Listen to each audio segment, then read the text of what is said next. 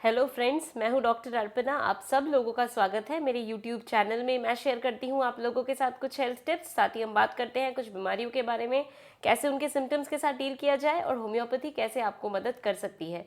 तो दोस्तों, आज हम लोग बात करेंगे यूरेथ्रल स्ट्रक्चर के बारे में। तो इससे पहले कि ये टॉपिक मैं शुरू करूं, आप लोगों से कहना चाहूँगी, अगर आपने मेरा चैनल अभी तक नहीं सब्सक्राइब किया तो इसको सब्सक्राइब कर लीजिए और बेल बटन को दबाना बिल्कुल भी ना भूलें, ताकि मैं जब भी कोई वीडियो पब्लिश करती हूँ या मैं लाइव Q&A सेशन में हूँ तो आप लोगों तक नोटिफिकेशन पहुँच पाए और आप लोग भी मुझे ज्वाइन कर सके।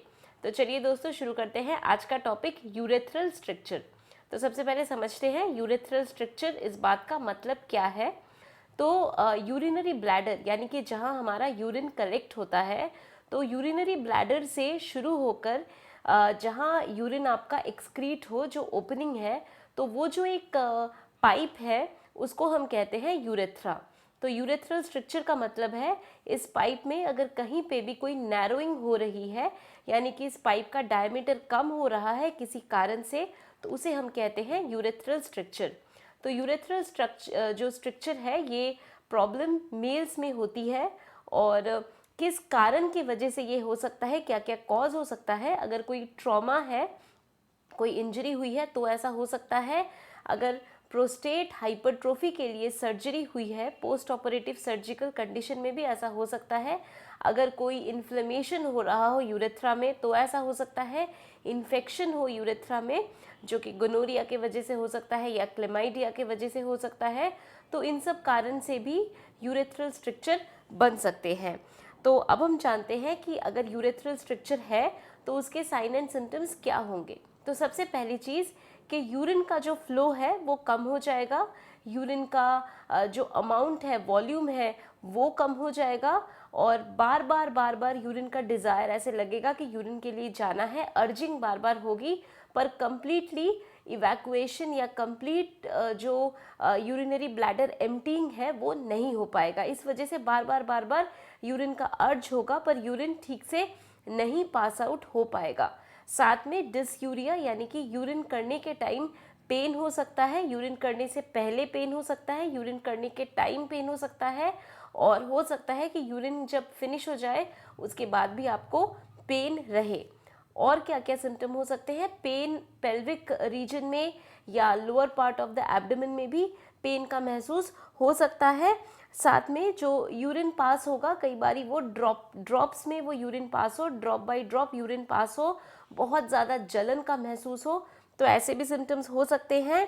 ब्लैडर ठीक से नहीं एम्प्टी होना, जो यूरिन का कलर है वो ब्राउनिश कलर का होना, रेडिश कलर का होना, जो कोका कोला का कलर होता है उस तरह के कलर का यूरिन पास होना, तो ऐसे भी सिम्टम्स हो सकते हैं। यूरिन में ब्लड का आना, तो ये भी सिम्टम्स हो सकते हैं जो आपको यूरेथ्रल स्ट्रक्चर में हो। तो यूरेथ्रल स्ट्रक्चर के क्या रिस्क फैक्टर है, यानी कि किन किन कारण से यूरेथ्रल स्ट्रक्चर बनने के चांसेस आपके बढ़ सकते हैं। तो जो रिस्क फैक्टर है वो है कैथेटर प्लेसमेंट। अगर कैथेटर वगैरह आपको लगा हुआ है तो उससे हो सकता है यूरेथ्रल स्ट्रक्चर बनने के चांसेस ज़्यादा हो जाए। अगर इन्फेक्शन है, गोनोरिया या क्लेमाइडिया, ऐसा कोई भी आपको इन्फेक्शन है, तो भी यूरेथ्रल स्ट्रक्चर बनने के चांसेस बढ़ जाते हैं। अगर प्रोस्टेट हाइपरट्रोफी है तो भी इसके चांसेस बढ़ जाते हैं। साथ में अगर यूरेथ्रा में किसी प्रकार का भी कोई इरिटेशन हो रहा है तो भी स्ट्रक्चर बनने के चांसेस बढ़ जाते हैं। तो अब अगर यूरेथ्रल स्ट्रक्चर है तो उस केस में क्या क्या होम्योपैथी में मेडिसिन है जो आपको मदद कर सकती है। तो सबसे पहली मेडिसिन है हमारी कैंथैरिस।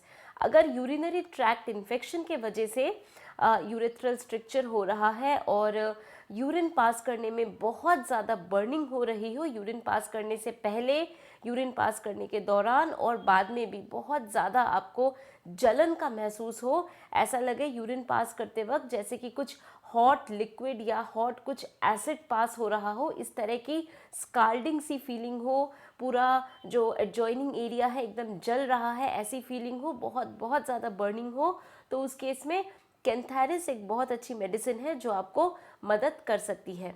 अगली मेडिसिन है हमारी चिमाफिला।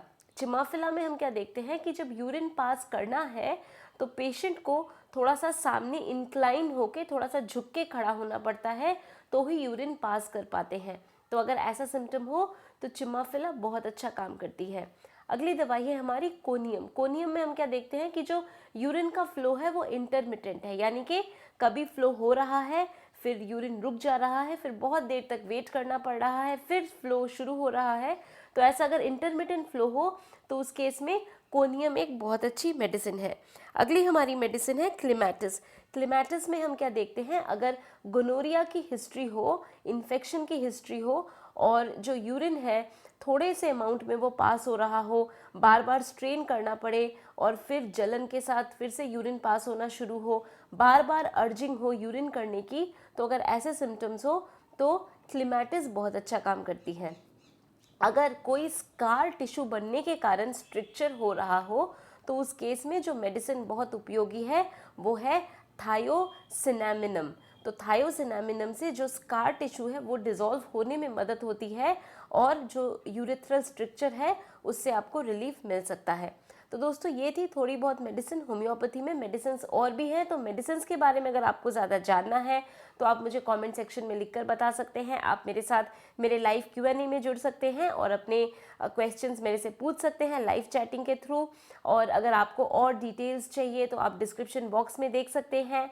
आप अगर मेरे से संपर्क करना चाहते हैं उसकी भी सारी डिटेल्स नीचे डिस्क्रिप्शन बॉक्स में है। आप मेरे साथ सोशल नेटवर्क में कनेक्ट हो सकते हैं, उसकी भी सारी डिटेल्स नीचे हैं। तो दोस्तों इस वीडियो को देखने के लिए और मेरे साथ जुड़ने के लिए आप सब लोगों का ढेर सारा धन्यवाद। अगर आप लोगों की कोई भी क्वेरी हो, कोई भी क्वेश्चन हो रिगार्डिंग यूरेथ्रल स्ट्रक्चर तो आप लोग ज़रूर मेरे से पूछ सकते हैं। और अगर आपने मेरा चैनल अभी तक नहीं सब्सक्राइब किया तो इसको जल्दी से सब्सक्राइब कर लीजिए, बेल बटन को दबाना बिल्कुल भी ना भूलें और इस वीडियो को ज़रूर लाइक करिए, इसको शेयर करिए अपने फ्रेंड्स, फैमिली, सब लोगों के साथ, ताकि दूसरे लोग भी इस वीडियो का बेनिफिट उठा सकें। इस वीडियो को देखने के लिए और मेरे साथ जुड़ने के लिए आप सब लोगों का ढेर सारा धन्यवाद। खुश रहिए, मुस्कुराते रहिए, स्वस्थ रहिए। आज के लिए बस इतना ही। Thank you.